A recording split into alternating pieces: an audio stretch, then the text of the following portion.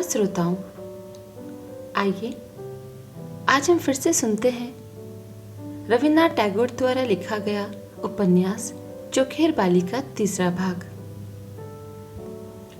राजलक्ष्मी इस इंतजार में थी कि कलकत्ता से विनती अनुरोध का कोई पत्र अवश्य आएगा। माँ से अलग महेंद्र आज तक इतने दिन कभी न रहा था। माँ के इस लंबे विच्छोह ने निश्चय ही उसके सब्र का बांध तोड़ दिया होगा। अतः राजलक्ष्मी व्यग्रता से बेटे के गिड़गिड़ाहट भरे पत्र का इंतजार कर रही थी। बिहारी के नाम महेंद्र का पत्र आया। लिखा था, लगता है माँ बहुत दिनों के बाद मैके गई हैं, सो बड़े मजे में होंगी। इस बात को भी राजलक्ष्मी ने अपने ही नजरिए से सोचा। महेंद्र ने रूठकर ऐसा लिखा है, बड़ी मजे में होंगी। महेंद्र को छोड़कर बदनसीब माँ भला कहीं सुख से रह सकती है? अरे बिहारी, उसके बाद क्या लिखा है उसने? पढ़कर सुना तो जरा। बिहारी बोला, और कुछ नहीं लिखा है माँ। और उसने पत्र को मुट्ठी से भींचकर एक कॉपी में रखा और कमरे में एक और थप से पटक दिया। राजलक्ष्मी का मन आशंकाओं से कांप उठा।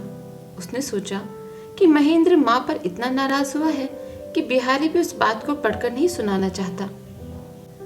जिस प्रकार गौ के थन पर चोट करके बछड़ा दूध और वात्सल्य का संचार करता है, उसी प्रकार महेंद्र की नाराजगी ने आघात पहुंचाकर राजलक्ष्मी के घुटे वात्सल्य को भाट दिया। उन्होंने महेंद्र को माफ कर दिया।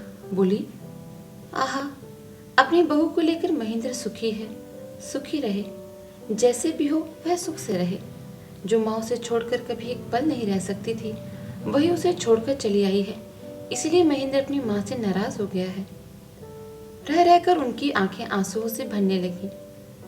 उस दिन वह बार बार बिहारी से जाकर कहती रही, बेटे तुम नहा लो जाकर, यहाँ बड़ी पद परहेजी हो रही है तुम्हारी। उस दिन बिहारी का भी जी नहाने खाने का न था। वह बोला, मुझ जैसे अभागे पद परहेजी में ही ठीक रहते हैं माँ। राजलक्ष्मी अड़ गई। नहीं नहीं बेटा, जाओ नहा डालो। बार बार जिद करने से बिहारी नहाने गया। उसका कमरे से बाहर कदम रखना था कि झपटकर राजलक्ष्मी ने वह किताब उठा ली और उसके अंदर से मुड़े सिकड़े उस पत्र को निकाल लिया। पत्र उसने विनोदिनी को दिया। कहा, पढ़ तो देखें जरा, महेंद्र ने बिहारी को और क्या लिखा है। पढ़कर विनोदिनी सुनाने लगी। शुरू में महेंद्र ने माँ के बारे में लिखा था, लेकिन बड़ा ही मुख्तसर। बिहारी ने जितना भर सुनाया उससे ज्यादा कुछ नहीं। उसके बाद आशा का जिक्र था। मौज मजे और खुशियों से विभोर होकर लिखा था। विनोदिनी ने थोड़ा पढ़ा और शर्म से लजा गई। कहा, यह क्या सुनोगी बुआ? राजलक्ष्मी का स्नेह से अकुलाया चेहरा पल भर में जाकर पत्थर जैसा सख्त हो गया। जरा देर चुप रही, फिर बोली, रहने दो। चिट्ठी उन्होंने वापस ना ली और पलटकर चली गई। चिट्ठी लेकर विनोदिनी अपने कमरे में आ गई। अंदर से कुंडी बंद कर ली और बिस्तर पर बैठकर विस्तार से पढ़ने लगी। चिट्ठी में विनोदिनी को क्या रस मिला वही जाने, और जो हो पर कौतुकरस तो न था। पढ़ते पढ़ते उसकी आंखें दोपहरी में तप गई, बालू से जलने लगी। उसकी सांसें रेगिस्तान की बयार से गर्म हो उठी। कैसा है महेंद्र, कैसी है आशा, और इन दोनों का प्रेम ही कैसा है? यही विचार उसके मन को मतने लगा। पत्र को गोद में डाले, पांव फैलाए, दीवार से पीठ टिकाकर सामने ताकती और देर तक सोचती रही। महेंद्र के बाद चिट्ठी बिहारी को फिर ढूंढे ना मिली। अचानक उसी दिन दोपहर में अन्नपूर्णा धमकी। किसी बुरी खबर की आशंका से राजलक्ष्मी का कलेजा कांप उठा। कुछ पूछने की उन्हें हिम्मत न हुई। वह फक पड़े चेहरे से अन्नपूर्णा की तरफ ताकती रह गई। अन्नपूर्णा ने कहा, कलकत्ता का समाचार ठीक है दीदी? राजलक्ष्मी ने आश्चर्य से पूछा। फिर तुम यहाँ कैसे? अन्नपूर्णा बोली, दीदी अपनी गृहस्थी तुम आप संभालो जाकर। संसार से अपना जी तो उचट गया है। मैं काशी जाने की तय करके निकली हूँ, तुम्हें प्रणाम करने आ गई। जाने अनजाने में जाने कितने कसूर किए हैं, माफ करना दीदी। और तुम्हारी बहू? कहते कहते आंखों से आंसू उफन पड़े। वह नादान बच्ची है, उसकी माँ नहीं। वह दोषी हो चाहे निर्दोष, तुम्हारी है अब। अन्नपूर्णा और न बोल सकी। राजलक्ष्मी जल्दी से उसके नहाने खाने का इंतजाम करने गई। बिहारी को उनके आने का समाचार मिला तो वह भी दौड़ा आया। घोष की मठिया पर ही उसे यह खबर मिली थी। उसे राजलक्ष्मी से पता चला कि चाची काशी जा रही है। तब अन्नपूर्णा को प्रणाम करके वह बोला, ऐसा भी होता है भला? हम सबको इस बेरुखी से ठुकरा कर तुम चल दोगी चाची? आंसू जब्त करके अन्नपूर्णा ने कहा, मेरा मन बदलने की कोशिश मत करो बिहारी, तुम लोग सुखी रहो, मेरे लिए कुछ रुका न रहेगा। बिहारी कुछ क्षण चुप रहा, फिर बोला, महेंद्र की किस्मत खोटी है कि उसने तुम्हें रुखसत कर दिया। अन्नपूर्णा चौंक कर बोली, ऐसा मत कहो, मैं उस पर बिल्कुल नाराज नहीं हूं। वैसे भी मेरे गए बिना उनका भला ना होगा। शून्य में ताकता हुआ बिहारी चुप बैठा रहा। अपने आंचल से सोने की 2 बालियां निकालकर अन्नपूर्णा बोली, बेटे ये बालियां रख लो, बहू आए तो मेरा आशीर्वाद कहकर इन्हें पहना देना। बालियां मस्तक से लगाकर आंसू छिपाने के लिए बिहारी बगल के कमरे में चला गया। जाते वक्त बोली, बिहारी मेरे महेंद्र मेरी आशा का ध्यान रखना। राजलक्ष्मी के हाथों उन्होंने कागज दिया। कहा, ससुर की जायदाद में मेरा जो हिस्सा है दीदी, वह मैंने इस वसीयत में महेंद्र को लिख दिया है। मुझे हर माह सिर्फ 15 रुपये भेज दिया करना। झुककर उन्होंने राजलक्ष्मी के पैरों की धूली माथे पर लगाई और तीर्थ यात्रा को निकल पड़ी। इस घटना से आशा को डर सा लगा। क्या हुआ यहाँ? माँ चली गई, मौसी चली गई, उन दोनों का सुख मानो सबको खल रहा है। अब उसकी बारी है शायद। सूने घर में दाम्पत्य की नई लीला ने उसे न जाने कैसी लगने लगी। संसार के कठोर कर्तव्यों से प्रेम को फूल के समान तोड़कर अलग कर लेने पर यह अपने ही रस से अपने को संजीवित नहीं रख पाता, धीरे धीरे मुरझाकर विकृत हो जाता है। आशा को भी ऐसे लगने लगा कि उनके अथक मिलन में एक थकान और कमजोरी है। वह मिलन रह रहकर मानो शिथिल हो जाता है। संसार के दृढ़ और प्रशस्त सहारे की कमी से खींचकर उसे खड़ा रखना ही कठिन है। प्रेम की जड़ अगर कामों में ना हो तो भोग का विकास पूर्ण और स्थायी नहीं होता। महेंद्र ने भी अपने विमुख संसार के खिलाफ विद्रोह करके अपने प्रेम उत्सव के सभी दीपों को एक साथ जलाकर बड़ी धूमधाम से सूने घर के आमंगल में ही मिलन का त्योहार मनाने की चेष्टा की। एक तरह से चिकोटी सी काटकर उसने आशा से कहा, तुम्हें इन दिनों क्या हो गया है चुन्नी? मौसी चली गई तो इस तरह मुंह लटकाए क्या रहती हो? हम दोनों के प्रेम में ही क्या सभी प्रेमों का अवसान नहीं? आशा दुखी होकर सोचती, तब तो प्रेम में कोई एक अपूर्णता है। मैं तो मौसी की बात प्रायः सोचा करती हूँ। सास चली गई है, इसका मुझे डर लगता है। घर के काम काज अब ठीक से नहीं होते। नौकर जाकर कन्नी काटने लगे। तबीयत खराब है कहकर नौकरानी एक दिन की छुट्टी चली गई। रसोई पकाने वाला ब्राह्मण शराब पीकर गायब हो गया। महेंद्र ने आशा से कहा, खूब मजा आएगा, चलो आज हम खुद ही रसोई बनाएंगे। गाड़ी से महेंद्र न्यू मार्केट गया। कौन सी चीज कितनी चाहिए इसका उसे कोई भी अंदाजा नहीं था। बहुत सा सामान उठाकर खुशी खुशी घर लौटा। उन चीजों का किया क्या जाए यह आशा भी भली भांति न जानती थी। प्रयोग में ही दिन के 2-3 बज गए और बहुत से अजीबोगरीब अखाद्य तैयार करके महेंद्र को बड़ा मजा आया। लेकिन आशा महेंद्र के उस मजे में साथ न दे सकी। अपनी अज्ञानता और असमर्थता पर उसे मन ही मन बड़ी लज्जा और कुड़न हुई। हर कमरे की चीजें इस कदर बिखर गई थी कि जरूरत पड़ने पर कुछ पाना ही कठिन था। महेंद्र की डॉक्टरी वाली छुरी एक दिन तरकारी काटने के काम आई और कूड़ों के ढेर में जा छिपी। जिस पर वह रोज नोट लिखा करता था वह कॉपी पंखे का काम करके अंत में रसोई की राख में आराम करने लगी। इन अनहोनी घटनाओं से महेंद्र लापरवाही बना रहा, लेकिन आशा को इससे पीड़ा होने लगी। बेतरतीबी के बहाव में सारी गृहस्थी को बहाकर हंसते हुए उसी के साथ चलते रहना उसे स्वीकार न हुआ। एक दिन शाम को दोनों बरामदे में बैठे थे। सामने खुली छत, मौसम साफ हो जाने से कलकत्ता की दूर तक फैली इमारतों की चोटियां चांदनी में नहा रही थी। बगीचे से मौलसरी के बहुत से औदे फूल लाकर आशा सिर झुकाए माला गूंथ रही थी। महेंद्र खिंचातानी करके रुकावट डालकर उल्टा सीधा सुनाकर नाहक झगड़ा करना चाह रहा था। बेवजह इस तरह सताए जाने के कारण आशा उसे झिकड़ना चाहती थी, किंतु महेंद्र उसे बोलने का अवसर ही न दे रहा था। तभी किसी पड़ोसी के पिंजरे की कोयल कूक उठी। महेंद्र ने उसी दम अपने सिर पर झूलते पिंजरे को देखा। अपनी कोयल पड़ोसी की कोयल की बोली चुपचाप कभी नहीं सह सकती, तुरंत उत्तर देती है, पर आज वह चुप क्यों है? उत्कंठित होकर आशा ने कहा, आज इसे क्या हो गया? महेंद्र ने कहा, तुम्हारी आवाज से लजा गई। आशा ने आंखों में नाराजगी भरकर कहा, मजाक नहीं, देखो ना उसे क्या हुआ है। महेंद्र ने पिंजरे को उतारा, पिंजरे पर लिपटे हुए कपड़े को हटाया, देखा कोयल मरी पड़ी है। अन्नपूर्णा के जाने के बाद खानसामा छुट्टी पर चला गया था। कोयल का किसी ने ख्याल ही न रखा था। देखते ही देखते आशा का चेहरा फीका पड़ गया। उसकी उंगलियां चल न सकी, फूल यूं ही पड़े रह गए। चोट तो महेंद्र के जी को भी लगी, लेकिन नाहक ही रंग भंग होगा, इसीलिए उसने से हंसकर टाल जाने की कोशिश की। बोला, अच्छा ही हुआ, मैं इधर डॉक्टरी को निकलता और उधर यह कमबख्त कूकू करके तुम्हें चिढ़ाया करती थी। कहकर उसने आशा को अपने समीप खींचकर बहु पास में लपेट लिया। आशा ने अपने को धीरे धीरे उसके बंधन से छुड़ाकर आंचल से मौलसरी के सब फूल गिरा दिए और बोली, हटो, देर न करो, जल्दी जाकर माँ को लेवा आओ। इतने में नीचे से बिहारी की आवाज सुनाई दी।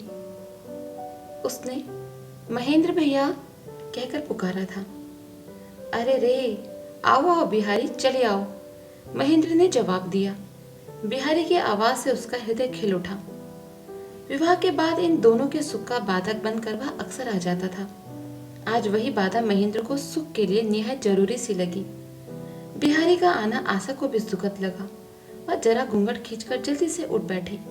महेंद्र बोला, अरे जा कहाँ रही हो? कोई गया नहीं, बिहारी आ रहा है। भाई साहब के लिए नाश्ता ले आऊं, उसने कहा। एक काम का मौका आ गया, इससे आशा का अवसाद कुछ हल्का हो गया, मगर सास के कुशल के लिए वह घूंघट काढ़े खड़ी रही। बिहारी से अभी भी वह बोलती चालती नहीं थी। अंदर कदम रखते ही बिहारी ने कहा, तौबा तौबा, कैसे कवित्व के बीच आ टपका मैं। खैर फिक्र न करो भाभी, मैं बैरंग वापस होता हूँ। आशा ने महेंद्र की तरफ ताका। महेंद्र ने पूछा, अरे सुनो, माँ की क्या खबर है? बिहारी बोला, माँ और चाची की चर्चा अभी क्यों भाई, काफी समय है। Such a night was not made for a sleep, nor for mothers and aunts. कहकर बिहारी लौट पड़ा। महेंद्र ने उसे जबरदस्ती खींचकर ला बिठाया। बिहारी ने कहा, देख लो भाभी, कसूर मेरा नहीं है, यह मुझे जबरन खींच रहा है। पाप इसने किया है, अभिशाप कहीं मुझ पर ना आ पड़े। आशा से कोई जवाब देते नहीं बनता, इसलिए ऐसी बातों से वह खींच उठती है। बिहारी जानकर उसे तंग करता है। बिहारी ने कहा, घर की हालत आंखों से देख रहा हूँ, अभी क्या माँ को लाने का वक्त नहीं आया? महेंद्र ने कहा, बेशक, हम तो उन्हीं की राह देख रहे हैं। बिहारी ने कहा, यही जताते हुए उन्हें पत्र लिखने में तुम्हें नाम का समय लगेगा, लेकिन उनकी खुशी का अंत न रहेगा। भाभी, उन 2 मिनटों के लिए महेंद्र भैया को तुम्हें फुर्सत देनी पड़ेगी, मेरी दरख्वास्त यही है। आशा बिगड़कर चली गई। उसकी आंखों से आंसू बहने लगे। महेंद्र बोला, जाने किस शुभ घड़ी में तुम दोनों की भेंट हुई थी, आखिर सुलह होती दिखाई नहीं देती, वही खटपट। बिहारी ने कहा, तुम्हें तुम्हारी माँ ने तो बर्बाद किया ही, पत्नी भी बर्बाद करने पर तुली है। यही मुझसे देखा नहीं जाता, इसी से जब तक कुछ कह देता हूँ, मगर नतीजा क्या होता है उसका? महेंद्र ने कहा, तुम्हारे लिए कुछ खास नहीं होता, मेरे लिए थोड़ा बहुत होता है। बिहारी ने कहा। बिहारी ने खुद बैठकर महेंद्र से चिट्ठी लिखवाई और उस पत्र के साथ दूसरे ही दिन राजलक्ष्मी को लिवाने चला गया। राजलक्ष्मी समझ गई चिट्ठी बिहारी ने लिखवाई है, मगर फिर भी उससे रहा न गया। उनके साथ विनोदिनी भी आई। लौटकर उन्होंने घर की जो बदतर हालत देखी तो बहू के प्रति उनका मन और भी विमुख हो उठा। लेकिन बहू में यह कैसा परिवर्तन? वह छाया से उनके पीछे डोलती फिरती, कहीं ना कहीं हरदम हर काम में हाथ बटाने को मुस्तैद। अजीज आकर वह कह उठती, छोड़ो छोड़ो, मिट्टी पलीत करके रख दोगी तुम, जो काम आता नहीं उसमें हाथ क्या डालना। राजलक्ष्मी के जी में आया, हो ना हो अन्नपूर्णा के चले जाने से ही बहू की यह तरक्की हुई है। लेकिन फिर मन में आया, महेंद्र सोचेगा चाची थी तो मैं बीवी के साथ निष्कंटक मौज करता था और माँ का पहुंचना कि विरह का दुख शुरू हो गया। इससे यही साबित होगा कि चाची उसकी शुभ चिंतक रही। माँ सुख का कांटा है, रहने दो, अपने को क्या पड़ी। इधर कहीं महेंद्र दिन को बुला भेजता तो बहू जाने में आनाकानी करती। राजलक्ष्मी ही झिड़का करती, महेंद्र बुला रहा है, तुम टाल जाती हो। ज्यादा दुलार पाने का ये नतीजा होता है। जाओ, सब्जियां मैं देख लूंगी। फिर शुरू होता वही स्लेट पेंसिल और चारूपाठ का झूठा नाटक। प्रेम के अकारण अभियोग से एक दूसरे को दोषी ठहराना, किसका प्रेम ज्यादा वजनी है, इस पर निरर्थक वाद विवाद। वर्षा के दिन को रात और चांदनी रात को दिन बनाना, ऊ और अवसाद को जबरन दूर हटाना, एक दूसरे को कुछ इस तरह का अभ्यास करना कि साथ जब शिथिल हृदय को आनंद नहीं देता तो भी जरा देर की दूरी भयंकर लगती है। संभोग का सुख राख के ढेर से ढक गया, मगर और किसी काम में कदम नहीं उठता। भोग सुख का यही एक भयंकर अभिशाप है कि सुख ज्यादा दिनों तक नहीं रहता, लेकिन बंधन अटूट हो उठता है। ऐसे में एक दिन विनोदिनी आशा के गले से लिपट कर बोली, बहन तुम्हारा सौभाग्य अक्षय हो, जुग जुग हो, लेकिन चूंकि मैं दुखिया हूँ इसलिए क्या मेरी तरफ एक नजर ताकना भी गुनाह है। बचपन से ही अपने स्वजनों की यहाँ पराई सी पली थी, इसलिए दूसरों के सामने आशा सदा संकुचित से रहा करती थी। उसे डर होता पीछे कोई प्रत्याख्यान न कर बैठे। जुड़ी भवें और तीखी निगाह, अभिन्न मुखड़ा और भरी हुई जवानी लिए जब विनोदिनी आई तो खुद बढ़कर उससे परिचय करने की हिम्मत आशा न जुटा सकी। आशा ने गौर किया, राजलक्ष्मी से विनोदिनी को किसी भी तरह का संकोच नहीं, और मानो राजलक्ष्मी भी आशा को दिखा दिखाकर उसका काफी आदर करती। जब तब आशा को सुना सुनाकर उसकी प्रशंसा करती हुई उच्छ्वासित हो पड़ती। यह भी आशा ने देखा कि विनोदिनी गृह कार्य में भी पटु है, पर भत्तु मानो उसके लिए बहुत ही सहज है। स्वभाव सिद्ध नौकर नौकरानियों से काम लेने, झिड़कने, फटकारने और हुक्म देने में उसे जरा भी हिचक नहीं होती। यह सब देख भाल कर विनोदिनी के आगे आशा अपने को बहुत ही शूद्र समझने लगी। वही सर्वगुण संपन्ना विनोदिनी जब खुद उससे नेह की भीख मांगने आई तो संकोच की ठोकर खाकर ही उसका आनंद चौगुना हो उमड़ पड़ा। जादूगर के माया वृक्ष की तरह उसके प्रेम का बीज एक ही दिन में अंकुराया, पत्तों से लग गया और फल फूल उठा। आशा ने कहा, हम तुम सखियां हुई, एक कोई नाम रख छोड़े हम अपना। विनोदिनी ने हंसकर पूछा, क्या? आशा ने बहुत से अच्छे अच्छे नाम गिनाए, हार सिंगार, कदम, मौलसिरी के सारे नाम बड़े पुराने पड़ गए हैं। विनोदिनी ने कहा, इन दुलार के नामों की कोई कद्र नहीं। आशा ने कहा, फिर तुम्हें कौन सा पसंद है? हंसकर विनोदिनी ने कहा, आँख की किरकिरी। आँख की किरकिरी? हाँ, चुखेर वाली। आशा कोई मीठा सा नाम ही चाहती थी, लेकिन विनोदिनी की पसंद से उसने दुलार की इस गाली को भी कबूल कर लिया। बाहों में उसकी गर्दन लपेट कर बोली, मेरी आँख की किरकिरी, और हंसते हंसते दोनों ही लोटपोट हो गई। आशा को एक साथी की सख्त जरूरत भी थी। प्यार का त्योहार भी महज दो आदमियों से नहीं मनता। मीठी बातों की मिठाई बांटने के लिए गैरों की भी जरूरत पड़ती है। भूखी प्यासनी विनोदिनी भी नई बहू से प्रेम के किस्सों को शराबी की दहकती हुई सुरा के समान कान फैलाकर पीने लगी। उसका दिमाग मतवाला हो गया और नसों का लहू दहक उठा। सूनी दोपहरी में माँ जब सोती, घर के नौकर चाकर निचले तल्ले के आरामगाह में आराम कर रहे होते, बिहारी की ताकीद से महेंद्र कुछ देर के लिए कॉलेज गया होता और धूप से तपी नीलिमा के एक छोर से चील की तीखी आवाज़ बहुत धीमी सुनाई देती, तो कमरे के फर्श पर अपने बालों को तकिए पर बिखेरे आशा लेट जाती और पेट के नीचे तकिया रखकर पट पड़ी विनोदिनी उसकी गुनगुन स्वर से कही जाने वाली कहानी में तन्मय हो जाती। उसकी कनपट्टी लाल हो उठती, सांसें जोर जोर से चलने लगती। विनोदिनी खोद खोद कर पूछती और छोटी से छोटी बात भी निकाल लेती। एक ही बात कई बार सुनती। घटना खत्म हो जाती तो कल्पना करने लगती। कहती, अच्छे बहन, कहीं ऐसा होता तो क्या होता, और यह होता तो क्या करती। इन अनहोनी कल्पनाओं की राह में सुख की बातों को खींचकर दूर तक ले जाना आशा को भी भला लगता। विनोदिनी कहती, अच्छा भाई, आँख की किरकिरी, तुमसे कहीं बिहारी बाबू का ब्याह हुआ होता तो। आशा, राम राम, ऐसा ना कहो। बड़ी शर्म आती है मुझे। हाँ, तुम्हारे साथ होता तो क्या कहने, सुना है चर्चा तो तुमसे होने की भी चली थी। मुझसे तो जाने कितनों की कितनी ही बातें चली। ना हुआ ठीक ही हुआ, मैं जैसी हूँ ठीक हूँ, विनोदिनी कहती। आशा प्रतिवाद करती। वह भला यह कैसे कबूल कर ले कि विनोदिनी की अवस्था उससे अच्छी है।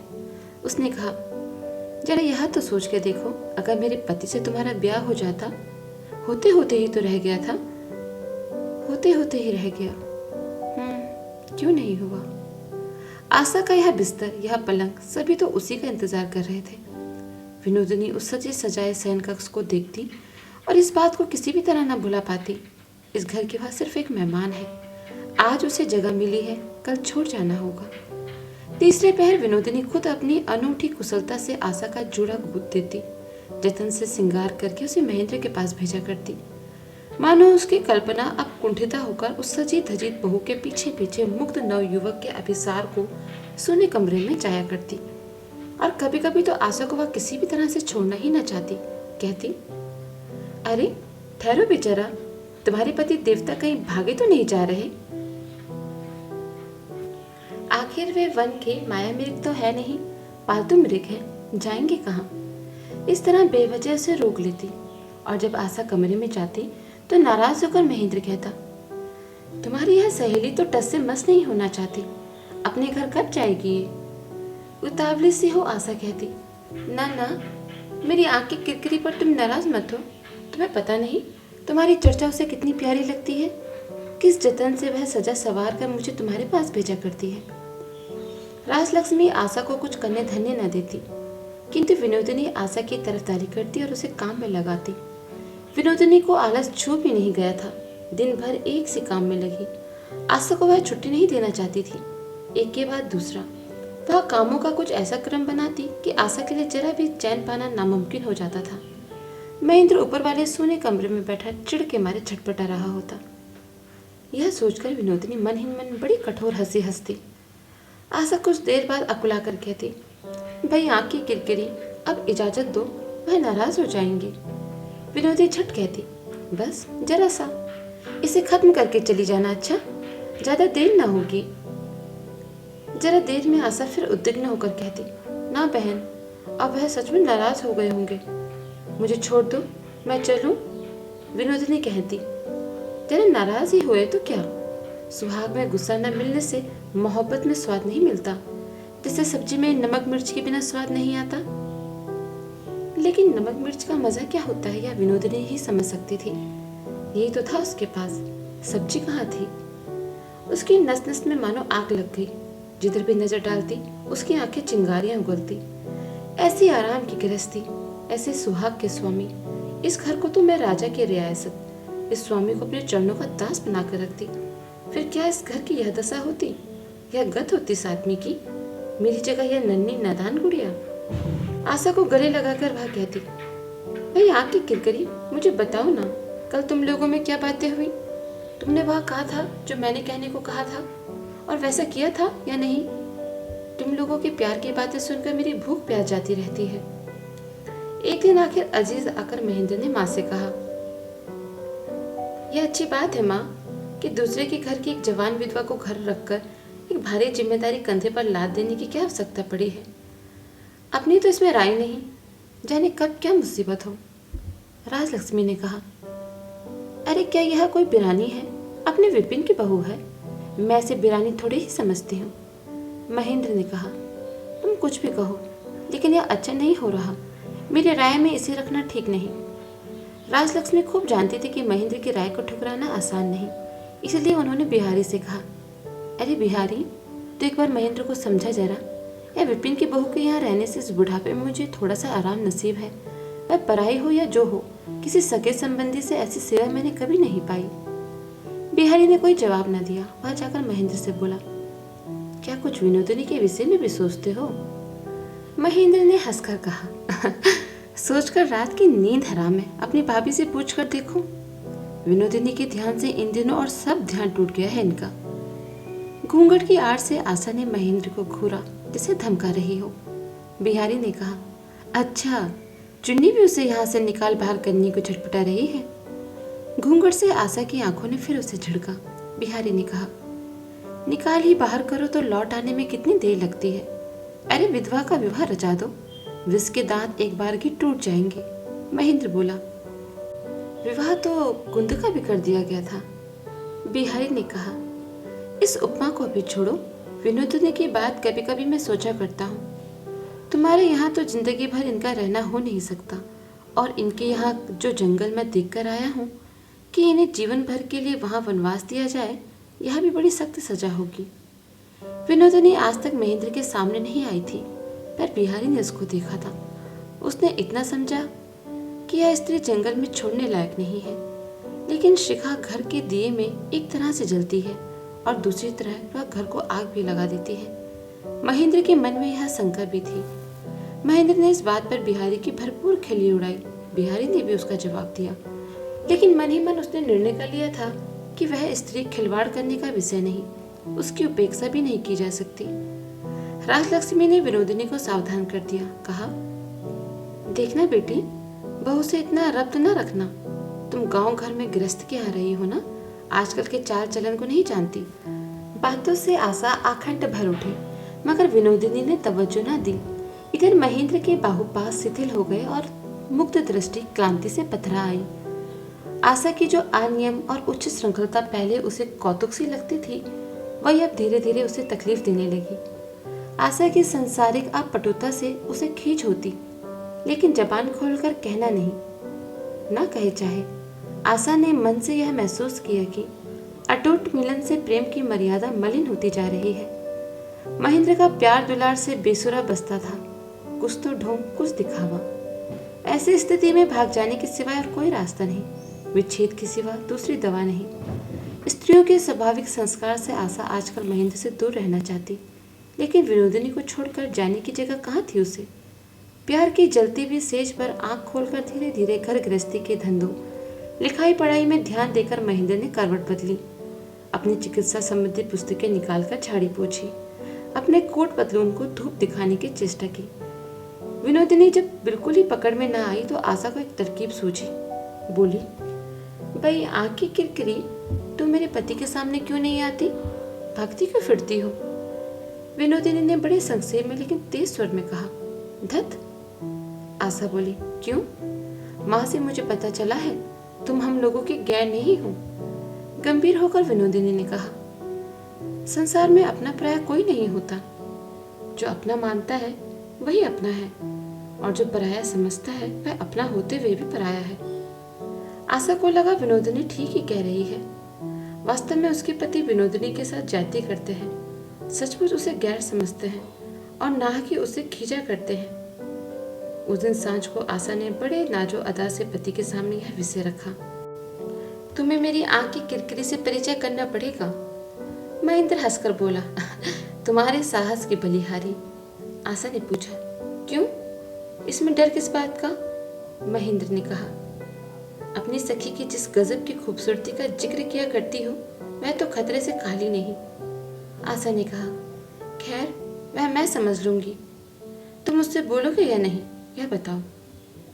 ऐसी बात नहीं थी कि विनोदिनी को देखने का कौतूहल महेंद्र को न था, बल्कि इन दोनों तो उसे देखने की ललक समय समय पर होती रहती थी, और हृदय का यह आग्रह उसे उचित नहीं जचता।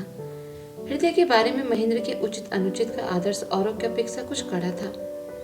इसके पहले वह विवाह की बात नहीं सुनना चाहता था, इसलिए कि कहीं माँ के अधिकार पर आँच न आ जाए, और अब आशा के संबंध की रक्षा वह इस तरह से करना चाहता था कि किसी पराई औरत के लिए मन में जरा सा भी कौतूहल न पैदा हो। प्यार के मामले में वह बड़ा वैसा सा है, लेकिन पक्का। इस बात का उसे मन ही मन नाज भी है। यहाँ तक कि वह चूंकि बिहारी को अपना दोस्त कहता है, इसीलिए दूसरे किसी को भी वह मित्र नहीं मानना चाहता। बिहारी कहीं ऐतराज करता तो महेंद्र कहता, यह तुमसे हो सकता है, कहीं भी जाते हो तुम्हें मित्रों की कमी नहीं रहती, मगर मैं जिस तिस को मित्र नहीं मान सकता। ऐसे महेंद्र का मन जब इधर एक अपरिचिता की और कौतूहल और व्यग्रता से बरबस खींचने लगता, तो अपने आदर्श के आगे वह नीचा हो जाता। इसलिए अंत में विनोदिनी के घर से हटाने के लिए वह अपनी माँ को तंग करने लगा। तो ये थी चोखेर वाली का तीसरा भाग। आगे की कहानी सुनेंगे हम इसके चौथे भाग में। धन्यवाद।